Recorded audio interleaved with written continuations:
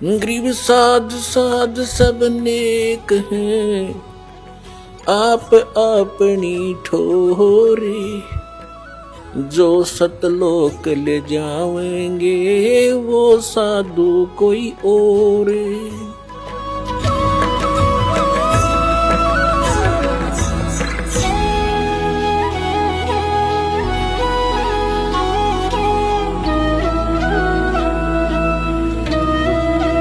तो परमात्मा याद दिलाते हैं कि अकल अलूने दिखते, ये भक्त दुनिया नहीं से दिखे बॉलीवुड से पागल से। तीसरे दिन दर थैला ठा गए बरवाला में के दर रखे इन्हें, और कहते हैं अकल अलूने दिखते ये सर्व अकल के मूल। ये तो सब ज्ञानों की जड़ है, सब बुद्धिमानों के बुद्धिमान है, इनके जड़ है इनके पास बुद्धिमता की। और सदा रटे हरि नाम नहीं ये झूले अनंत झूल। ये तो निश्चित तो करे रहे परमात्मा की भक्ति कर रहे हैं, और 2 रोटी दाता ने देनी है भाई। प्रथम तो हम भूल चुके हैं कि जो किस्मत में वही मिलेगा। ये तो आम व्यक्ति जो भक्ति ना भी कर रहा है उसने भी नोट कर लेनी चाहिए, जो लिखा है वही मिलेगा। इससे ज्यादा एक कहते मासा घटे ना तल बधे विद ना लिखे जो लेख। और फिर भी हम कोशिश करते हैं अपनी बकवाद सोच से हम उस परमात्मा के नियम को चेंज करना चाहते हैं। परमात्मा ही कर सकता है फिर उस नियम को चेंज। आप इस कबीर परमात्मा की शरण में आने के बाद पूर्ण संत के माध्यम से फिर आपकी वो आपके भाग्य में ना होगा कोई वस्तु आपको हो सकता है तो भी देगा वो मालिक। मासा घटे ना तल बधे विद ना लिखे जो लेख, और सच्चा सतगुरु मेट कर ऊपर मार दे मेघ। फॉरएवर खत्म कर दे जो आपके जीवन में दुख आना हो। पूरा संत पूरा सतगुरु कबीर परमात्मा का बच्चा उसका पुजारी वो कर सकता है काम। कहते हैं मासा घटे ना तल बधे विद ना लिखे जो लेख, और सच्चा सतगुरु मेट के ऊपर मार दे मेघ। अपने आत्मा तो ये सब ने अपने पर नोट कर लेना चाहिए। जो भक्ति नहीं कर रहे उन्हें भी इस बात का ध्यान करना चाहिए कि जो किस्मत में वही मिलेगा।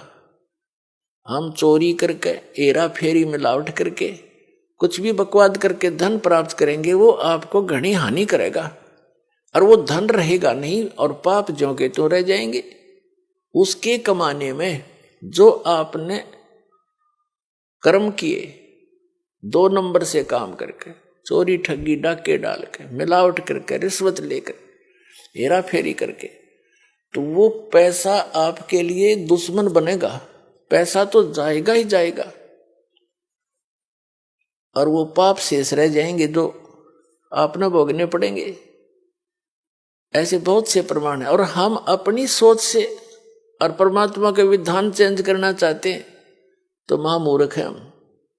परमात्मा का विधान परमात्मा के तरीके से होगा, उसको बदलाव भी करना वही करेगा।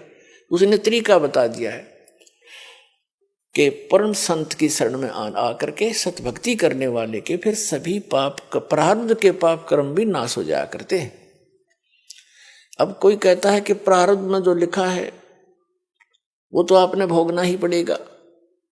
बिल्कुल ठीक है, जब तक आप उस संत और उस परमात्मा की शरण ग्रहण नहीं लेते जो इन पाप कर्मों का नाश करने में सक्षम है, तब तक तो आपने ऐसे ही होगा, जैसा कर्म किया वैसा ही भोगना पड़ेगा। अब जैसे हम भक्ति किस लिए करते हैं, आपत्ति आई उसके निवारण के लिए चलते हैं कि निवारण हो इसका, और किसके पास जाते हैं, साधु संतों के पास जाते हैं, तो वो फिर तरीके भी बताते हैं, ऐसे होने से ऐसे हो जाएगा। जब नहीं होता है तो कह देते हैं कि तेरे भाग्य में है भाई, ये तो भोगना ही पड़ेगा। पुण्यात्माओं, जो भाग में दुख होना है और वो भोगना ही पड़ेगा, फिर भक्ति की क्या आवश्यकता रहेगी, तो नास्तिक हो जाएंगे कुछ दिनों में। एक व्यक्ति कह रहा था, एक भक्त था, हमारे गुरुदेव का भक्त था, और उसने दीक्षा ले ली। वैसे तो नहीं लेता, वो नास्तिक टाइप हो रहा था।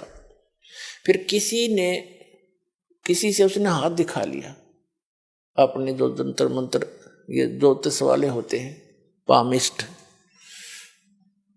उसने बताया कि तेरी आयु 27 वर्ष की है, उसके बाद जीवन शेष नहीं तेरा।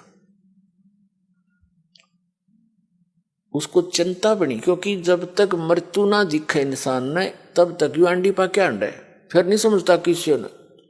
और जब इसको नो पता लग जाए तेरी मृत्यु होगी, फिर इसकी घिघी बन जाती है। उसने सोचा कहीं इसने गलत बता दिया हो, और दूसरा बढ़िया पामिस्ट पूछा किसी से, उसने बताया कि वो फलाने उसमें रहता है, इतने रुपए लेता है और बिल्कुल 100 की 100 सच आपके अंक बता देगा किस्मत के। वहां गया, उसने भी जाते ही बताया तेरी आयु 27 वर्ष की है। अब चिंता का ठिकाना तो नहीं रहा, लेकिन फिर भी सोचा और पूछूं, 3-4 से उसका था, मैंने पूछा और सब ने एक फाइनल कर दिया। और उसमें उम्र थी उसकी सारी 23-24 वर्ष की। तो उसने चिंता खाने लगी, घर वालों को बतावा नहीं। फिर उसको राम की कथा भी सुहाने लगी, क्यों मौत निकट दिखाई देती। कहीं कहीं ऐसे सत्संग सुनाया, एक दिन दया होगी, परम संत की शरण में उसको मिल गई। अब वो भक्ति पर दृढ़ होकर लाग गया। घर वाले कहें तेरा बीमारी क्या है, वो कहे मैं ठीक हूं, कोई दिक्कत नहीं है। ना ढंग से खावे, ना उड़ पैर, ना गनासा बैठ के किसी से बात करे, ना हंसे। तो उन्होंने सोची भाई, फिर उसकी शादी कहने लगे, शादी करते हैं तेरी। बोला मैं शादी ना कराता, विवाह भी नहीं कराया उसने। इस चिंता में 27 साल की उम्र में मैं मर लूंगा, बालकन कौन पालेगा। अब वो 27 साल का हो गया, और जब 27वां वर्ष आया तब तो उसकी कति और 2 रोटी खाओ था, एक रहेगी। और लेकिन भक्ति में ठीक लगा रहा। अब जब देखा उसने 27वां वर्ष पूरा हो गया, यानी दिसंबर का 31 तारीख आई, तब उसने सोची भाई चलो, उसकी अपनी जो डेट ऑफ बर्थ थी उसके हिसाब से जो डेट था उसका फिक्स करके उसने सोचा 1-2 दिन आगे पाछा हो जाया करे, बात तो लग रही है तो आ लिया टाइम। 1 दिन गया, 2 दिन गया, 3 दिन गया, चौथा दिन भी इंतजार करी, 5 दिन हो गए, 10 दिन हो गए, 15 दिन हो गए। उसने सोचा आज फिर दिखा लूं। वो फिर गया उन पामिस्टों के पास जो सबसे बढ़िया वाला था। उसने नो ना बताई कि आपने पहले नो बता रखी थी, कभी फिर वाई बता दे। उसने जाकर देखा, जी मेरी कितनी उम्र है। उसने बताया भाई तेरी उम्र तो 70 साल की है। मेरी उम्र 70 साल की। उसके बाद चीना के देश ने तो का मार दिया, इसने पता था कि तो मरण हो रहा है। उसने फिर दूसरे को दिखाई, उसको दिखाई, उसने भी बताया कि भाई 70 वर्ष जीवेगा तो बच्चा, तेरी उम्र 70 वर्ष की है। वापस आया, गुरु जी के चरणों में पड़कर बुरी तरह रोए, नो कहे भगवान जिसे सुने थे उसे पाए तुम ता कबीर भगवान, मेरी उम्र 27 वर्ष की थी। खड़ा होकर रो और बतावे। 27 साल के बाद उसने ब्याह करवाया और ईबते जीव है वो। कुछ दिन के बाद नाम छोड़ गया कि होगी 70 साल की, के जरूरत से भगवान की फुट्टे भाग हमारे। तो पुण्यात्माओं, परमात्मा कहते हैं दुख में सुमन सब करें, सुख में करे ना कोई, और जय सुख में सुमन करे दुख काहे को होए। अब सुख हो गया तो वो भगवान छोड़ गया। तो ऐसे भी निकम्मे हैं हम इन दुखों के योग्य हैं, लेकिन समर्थ ही होता है। उसने अपनी समर्थता दिखा दी जो वेद बताते हैं। ऋग्वेद मंडल नंबर 10 सूक्त नंबर 161 के मंत्र नंबर 2 में लिखा है कि यदि कोई रोगी हो, उसका रोग अक्षमता से भी आगे पहुंच गया हो और उसकी मृत्यु भी हो जाए, तो भी परमात्मा अपने भगत की 100 वर्ष की आयु यानी आयु बढ़ा सकता है, और मरने के उपरांत जहां भी कहीं गया हो वहां से वापस ला करके उसको पुनर्जीवन दे सकता, उसी बॉडी में प्रवेश कर सकता। तो वो परमात्मा ये कबीर जी हैं।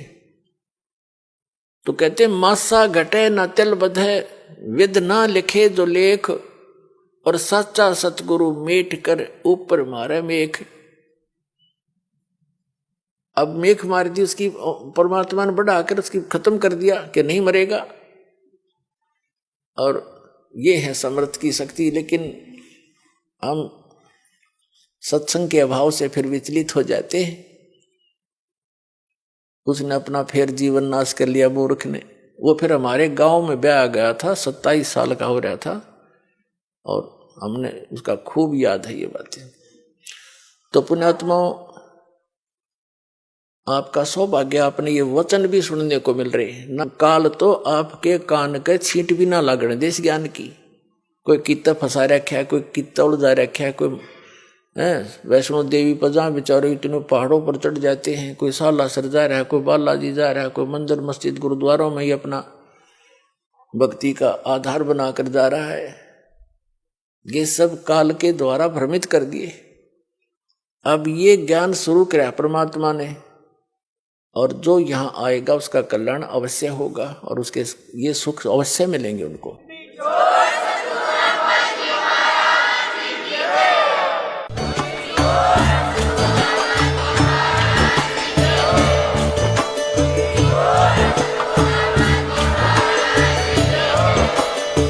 सुन रहे थे जगत गुरु तत्वदर्शी संत रामपाल जी महाराज जी के मंगल प्रवचन। अधिक जानकारी के लिए विजिट कीजिए हमारी वेबसाइट www.jagatgururampalji.org। संत रामपाल जी महाराज जी के शुभ आशीर्वाद से पूरे विश्व भर में 500 से भी ज्यादा नाम दीक्षा केंद्र हैं, जिन पर संत रामपाल जी महाराज जी द्वारा ऑनलाइन निशुल्क नाम दीक्षा दी जा रही है। अपने नजदीकी नाम दीक्षा केंद्र का पता करने के लिए संपर्क करें 8222880541।